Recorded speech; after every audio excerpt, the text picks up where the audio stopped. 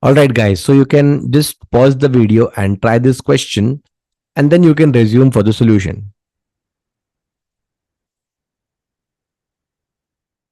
Alright guys, the situation is like I've showed in the diagram. We have A, B, C, D, a quadrilateral inscribed in a circle with center O. So this point here is O. If angle COD is 120 degrees, so we know the measure of this angle COD as 120 degrees and measure of angle BAC here, this angle BAC here is worth 30 degrees. Then the value of angle BCD is how much? Okay, so BCD is basically this angle in blue. We have to figure out this angle. So let's see how we proceed, guys.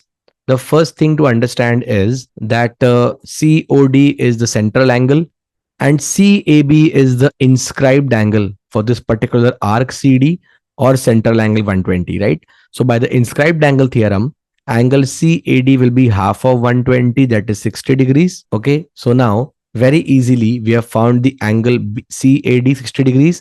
So angle BAD can now be calculated as 30 plus 60 and that will be equal to 90 degrees, right? Angle BAD, this entire angle is worth 90 degrees. Now ABCD is a cyclic quadrilateral. In a cyclic quadrilateral, the opposite angles are always supplementary. So if BAD is 90 degrees, 90 plus what will give you 180? Again 90, right? So this opposite angle, the angle opposite to BAD, that is BCD, should also be equal to 90 degrees. And that is the answer to our question. Angle BCD is also equal to 90 degrees. Very simple question.